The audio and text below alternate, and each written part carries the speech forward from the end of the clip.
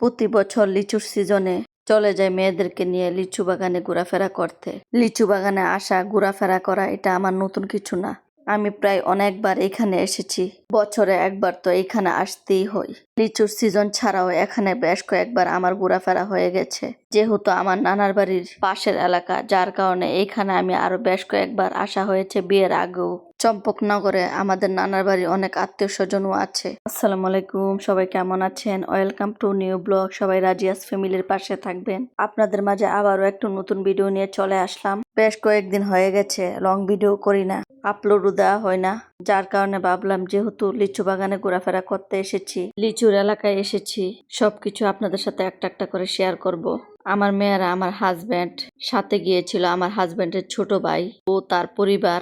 যে কোনো জায়গায় ঘোরাফেরা করি না কেন একা ঘুরতে ভালো লাগে না, যার কারণে কাউকে না কাউকে নিয়ে ঘোরাফেরা করতে যাই।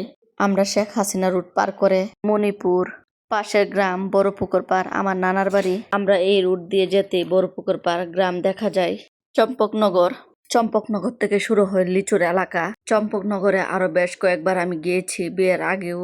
চম্পকনগরে আমার নানার বাড়ির বেশ আত্মীয় স্বজন আছে। ওইসব এলাকা আমার হাজবেন্ডেরও বেশ চিনা জানা।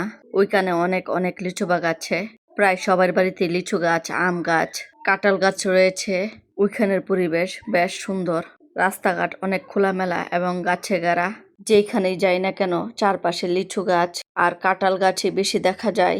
আমরা বেশ কয়েকটা লিচু বাগে ঘোরাফেরা করেছি।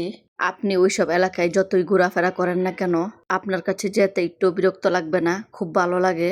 পুরো এলাকা জুড়ে গাছগাছালি ভরা। গাছের কারণে রাস্তাঘাট দেখতেও খুব সুন্দর লাগে। আমার হাজবেন্ডের কাছে তো ওইখানে যেতে খুবই ভালো লাগে। সে প্রায় সময় তার বন্ধু বান্ধব ও ছোট ভাইদের নিয়ে পিকনিক করে।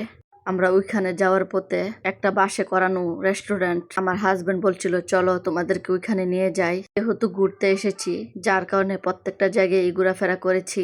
আমরা এখানে কিছুক্ষণ ভিডিও করি, ছবি তুলি।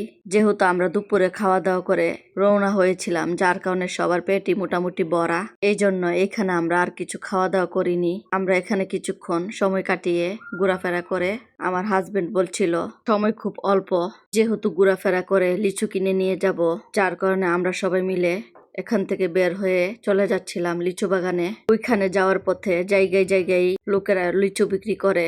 যেহেতু আমরা লিচু বাগানে লিচু কিনবো, লিচু খাবো, 100 লিচু কিনে সবাই মিলে খেলাম। লিচুগুলো বেশ রসালো ছিল, লিচুগুলোর সাইজও অনেক বড় ছিল।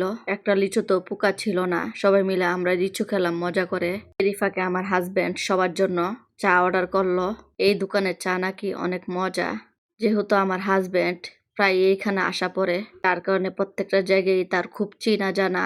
আমরা সবাই মিলে লিচু খাচ্ছিলাম। আমরা যেদিন ঘোরাফেরা করতে গিয়েছিলাম ওই দিন অনেক গরম ছিল, গরম লাগছিল, কিন্তু বেশ ভালো লাগছিল। সবাই মিলে অনেক গল্প করছিলাম। লিচু খাওয়ার ফাঁকে আমরা চা খেয়ে নিলাম। তারপর সবাই মিলে আবার রওনা হয়ে গেলাম।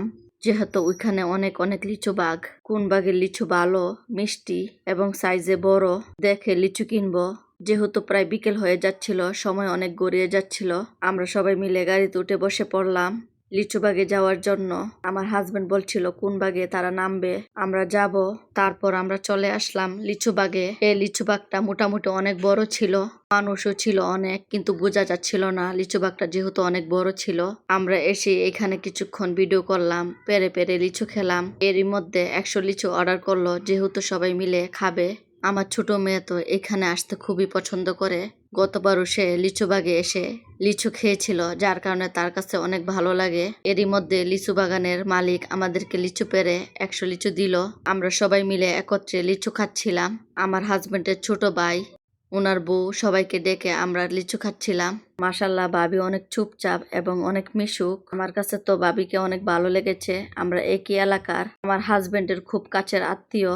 আসলে আত্মীয় স্বজন আসা যাওয়া না থাকলে কোনো সম্পর্কই ভালো থাকে না। ভাইয়া আমার হাজবেন্ডের ছোট হয়। আমরা এখানে কিছুক্ষণ ভিডিও করলাম, ছবি তুললাম, সবাই মিলে বেশ কিছুক্ষণ সময় কাটালাম। আমরা ভেবেছিলাম এখান থেকে অনেক লিচু কিনে নিয়ে যাব, কিন্তু এখানে লিচু এত টক। তারপর সিদ্ধান্ত নিলাম বাজার থেকে নিব। যেহেতু এখানে 2-3টা বাজার আছে, চম্পকনগর বাজার আছে, আরো কয়েকটা বাজার রয়েছে। তারপর যাওয়ার পথে রাস্তার মধ্যে লিচু বিক্রি করে, তার কারণে তারা বলছিল ওইখান থেকে তারা লিচু কিনে নিয়ে যাবে। এই মধ্যে আমার হাজবেন্ড আমাদেরকে নিয়ে চলে আসলো। এই এলাকার মধ্যে ছোটখাটো একটা রেস্টুরেন্ট রয়েছে। এখানে চটপটি, আর ফুচকা নাকি খেতে বেশ মজা। তারপর রেস্টুরেন্টটা দেখতেও নাকি অনেক সুন্দর, মনে হচ্ছিল পাহাড়ের উপরে রেস্টুরেন্টটা করেছে। তারপর আমরা সবাই মিলে সিঁড়ি দিয়ে উপরে উঠে পড়লাম। আমার কাছে ওইখানের পরিবেশটা দেখতে অনেক সুন্দর লাগছিল। এইখানেও বড় বড় কাঁঠাল গাছ, তারপর ছোট ছোট লিচু গাছ। ওইখানের পরিবেশটা অনেক সুন্দর ছিল। আমরা অনেকক্ষণ ভিডিও করলাম, ছবি তুললাম। আমার হাজবেন্ড এসেই ফুচকা আর চটপটি অর্ডার করে দিল। যেহেতু খাবারগুলো আসতে একটু সময় লাগবে, যার কারণে আমরা কিছুক্ষণ ঘোরাফেরা করছিলাম। আমার ছোট মেয়ে তো অনেক খুশি, সে সারাক্ষণ দৌড়াদৌড়ি করছিল। এরই মধ্যে ফুচকা আর চটপটি চলে আসলো। এইখানে চটপটি এত বাজে খেতে, আমার মেয়েরা বলছিল ফুচকাও নাকি একদম ভালো না। আমরা সবাই মিলে একটু একটু খেয়ে উঠে পড়লাম। যেহেতু প্রায় সন্ধ্যা হয়ে এসেছিল, হয়তোবা ভিডিওর মধ্যে বোঝা যাচ্ছিল না, কিন্তু প্রায় সন্ধ্যা হয়ে এসেছিল। একটু পরেই মাগরিবের আজান পড়বে। আমরা অল্প সময়ের মধ্যে প্রায় অনেক জায়গা ঘোরাফেরা করেছি। এরই মধ্যে আমার হাজবেন্ড বলছিল চম্পকনগর বাজারে নাকি একটা হোটেল আছে, যে হোটেলে খাবার নাকি অনেক মজা। ওইখানের মুগলাই পরোটা, নেহারি সাথে নান রুটি। ওইখান থেকে আমরা সবাই মিলে খাওয়া দাওয়া করে আমরা সবাই মিলে গাড়ির মধ্যে উঠে বসে পড়ছিলাম। এরই মধ্যে আমার ছোট মেয়ে পিছনে দাঁড়িয়েছিল, সে আসতে চাচ্ছিল না। আমি তাকে নিয়ে আসার জন্য, যার কারণে আমি তাকে নিয়ে আসলাম। তারপর ওইখান থেকে আমরা চম্পকনগর বাজারে চলে গেলাম। ওইখান থেকে তারা মিলে অনেক লিচু কিনলো, আর আমরা সবাই মিলে রেস্টুরেন্টে খাওয়া দাওয়া করলাম, যার ভিডিও করা খুবই অসম্ভব ছিল। এত গরম ছিল যে, আর হোটেলটা এত ছোট ছিল যে ভিডিও করা সম্ভব হয়নি। আমরা খাওয়া দাওয়া শেষ করে রওনা হয়ে গেলাম। আমার আজকের এই ভিডিওটা কেমন লেগেছে প্লিজ কমেন্ট করে জানাবেন। সবাই ভালো থাকবেন, আল্লাহ হাফেজ।